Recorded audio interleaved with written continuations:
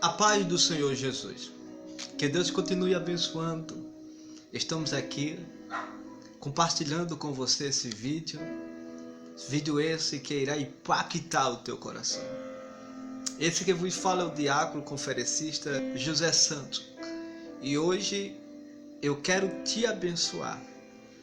Eu quero que o nome do Senhor Jesus seja glorificado através desse vídeo, compartilhando com você. Sim, é você mesmo que está do outro lado. Você que é inscrito no meu canal, que Deus abençoe a sua vida.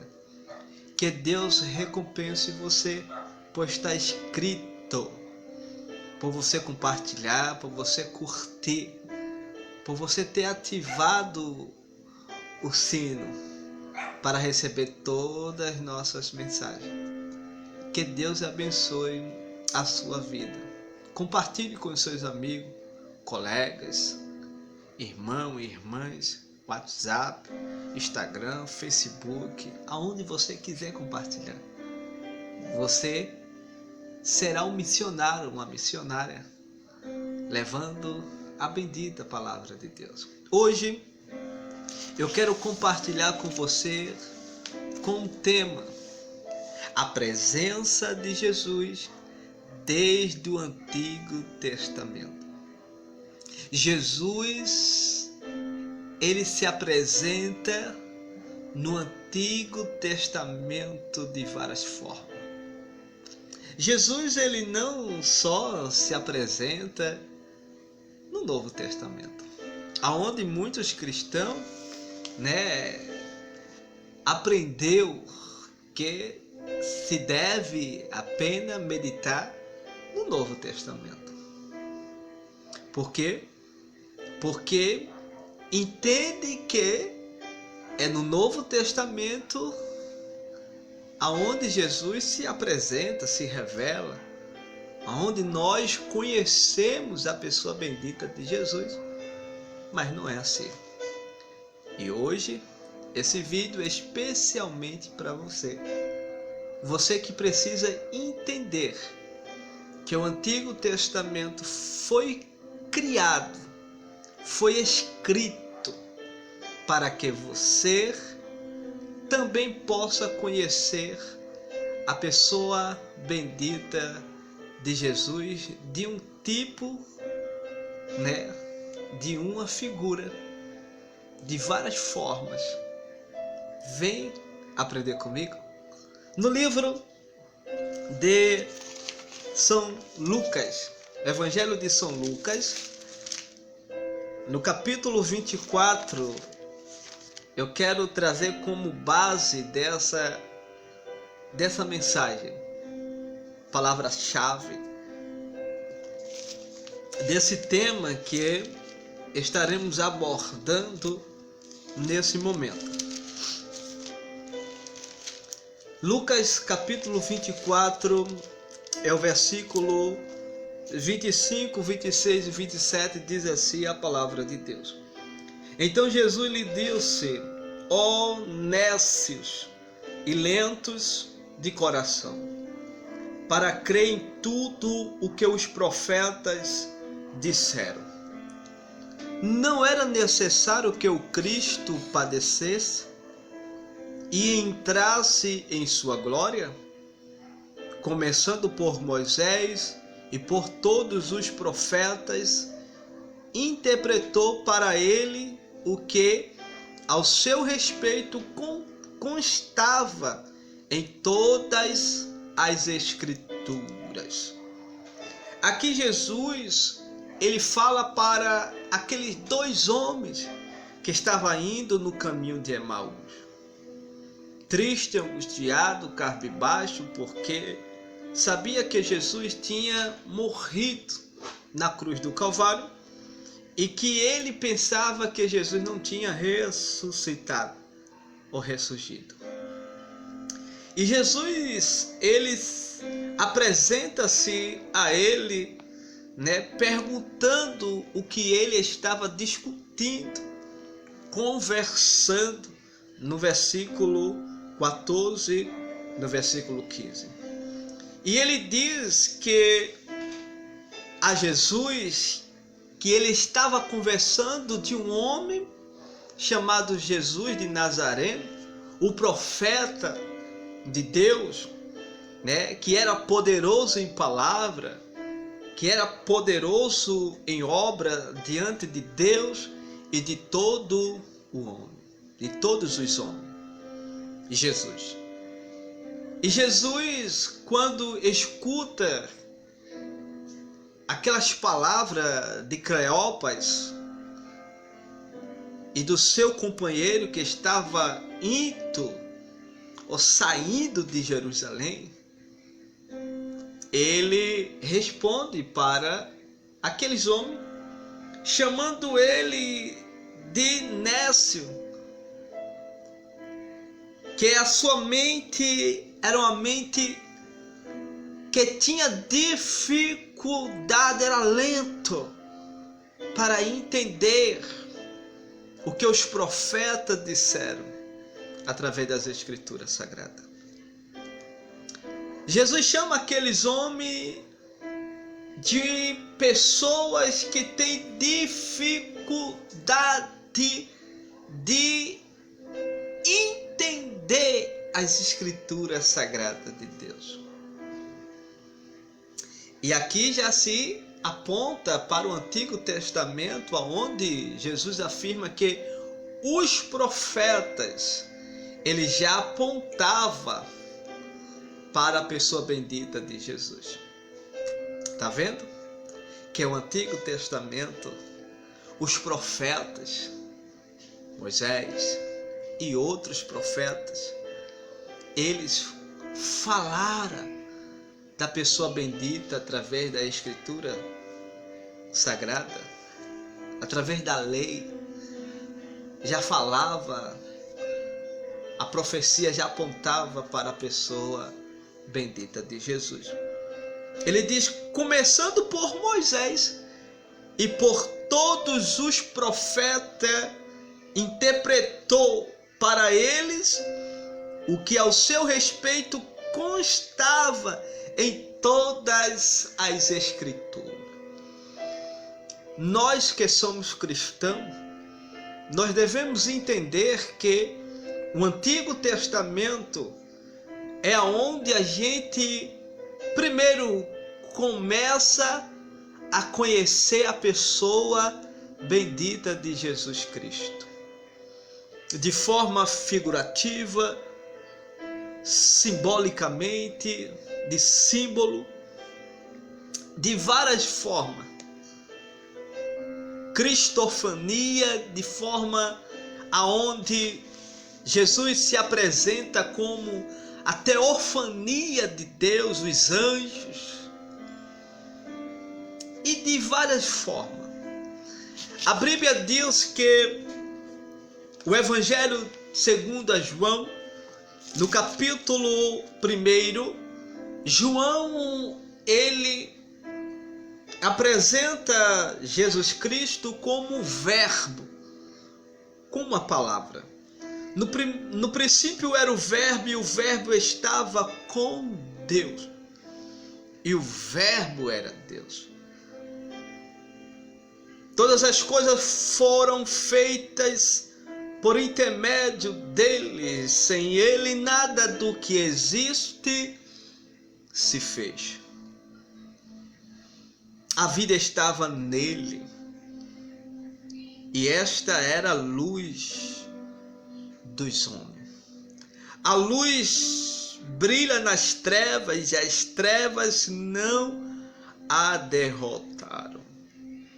Esse versículo aponta para o versículo 1 do livro de Gênesis, aonde nós vemos que o verbo, que é a palavra, estava no princípio de todas as coisas. Ou seja, Jesus, ele já existia. Ainda antes que o mundo viesse a existir, ele já existia, assim como ele disse para os escribas e fariseus, quando ele fala que antes que Abraão viesse a existir, ele já existia. E os escribas e fariseus ficam espantados, achando que era uma blasfêmia, que Jesus estava zombando, e diz assim: tu não tens 50 anos. Mas Jesus já existia. E João aqui, no capítulo 1 do Evangelho segundo João, ele fala do verbo. O verbo, meus irmãos, é a palavra que é responsável por imprimir ação, estado, e a gente bem sabe que ela determina para que as coisas venham a acontecer no seu tempo. A Bíblia diz no livro de Gênesis capítulo 1, no versículo 1, no princípio Deus criou os céus e a terra. E a terra estava sem forma e vazia, e havia trevas sobre a face do abismo. E o Espírito de Deus se movia sobre a face das águas. Versículo 4, versículo 3, Deus disse: haja luz, e houve luz. Aqui se apresenta a pessoa de Deus,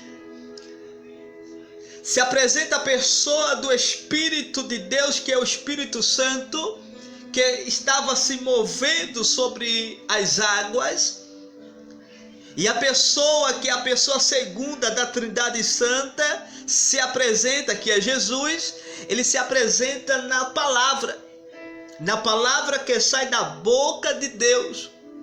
A palavra é o verbo é a palavra, o verbo está com Deus desde o princípio. Palavra essa que constrói, palavra essa que faz existir aquilo que não existe. A palavra, o verbo estava desde o princípio. E é esse texto aonde se revela a pessoa bendita da figura de Jesus Cristo. Existem outros textos sagrados na Bíblia, no livro de Gênesis e outros livros. Por exemplo, no versículo 16 do capítulo 6, aonde nós vemos que Deus anuncia o dilúvio. Mas antes que o dilúvio venha sobre a terra, Deus manda que Noé, e junto com a sua família, seus filhos, viesse a construir uma arca de terceiro andares, para que eles viessem ser salvos. E diz a Bíblia que no versículo 16, fazem uma janela na arca em cima, com um côvado de altura, e colocarás a porta da arca em seu lado. Faze-as com andares embaixo, segundo e o terceiro andares. Nós vemos que Deus manda Noé fazer uma porta, colocar uma porta do lado da janela na arca. E essa porta, ela representa a pessoa da figura de Jesus. Sim. Aonde ele se expressa no Evangelho segundo João, no capítulo 10, é o versículo 9. Jesus, ele se expressa dizendo: eu sou a porta. Eu sou a porta, e quem entra por mim será salvo. Entrará e sairá, e encontrará pastagem, saída. Jesus, ele diz: eu sou a porta de entrada, eu sou a porta de saída. A porta que Deus manda Noé colocar na arca era uma porta principal, era a porta de entrada e era a porta de saída, meus irmãos. Essa porta no Novo Testamento representa Jesus Cristo. Essa porta no Antigo Testamento representa a pessoa bendita da figura de Jesus. Jesus é a tua porta, a porta que trará salvação, alegria, felicidade para você. Existem várias passagens bíblicas onde eu não quero prolongar para não se tornar cansativo, mas quero aqui esclarecer a você que o Antigo Testamento, a Antiga Aliança, sim, na Bíblia Sagrada, nós devemos sim ler, nós devemos sim meditar, para conhecer a pessoa bendita de Jesus, aonde Jesus se apresenta de várias formas. No capítulo 22 do livro de Gênesis, no versículo, se me foge da memória, no versículo 7, aonde nós vemos que, no versículo 5, 6 e 7, nós vemos que Deus chama Abrão para sacrificar o seu filho Isaque. Sim, o seu filho que ele tanto amava, seu filho único, Isaque. E Abrão vai para um lugar onde Deus ele revela, mostra a Abrão.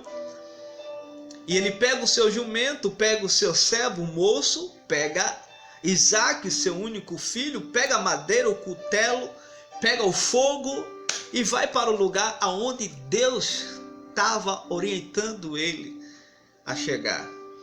E que quando ele chega no pé do cume do monte, ele diz para o moço: ficai aqui. Ele avisa ao moço que iria subir, ele e Isaque junto. E juntos ele também iria voltar. E diz a Bíblia que é colocado sobre o rapaz a lenha do holocausto e o colocou sobre o seu filho Isaque. João capítulo 3, versículo 16. Porque Deus amou o mundo de uma tal maneira que enviou seu filho unigênito, seu filho único, para que todos aquele que nele creia não pereça, mas que tenha a vida eterna. Isaque aqui representava Cristo no Novo Testamento. A lenha representava a cruz, o madeiro. A lenha também pode representar todos os nossos pecados, pecado da humanidade, que foi lançado sobre o seu corpo. E nós vemos que Isaque foi levado ao sacrifício. Mas quando Abrão levanta o cutelo, o instrumento cortante para imolar, para descer sobre o moço, o anjo do Senhor fala: Abrão, Abrão, não faça isso, porque agora eu sei que tu temes a Deus.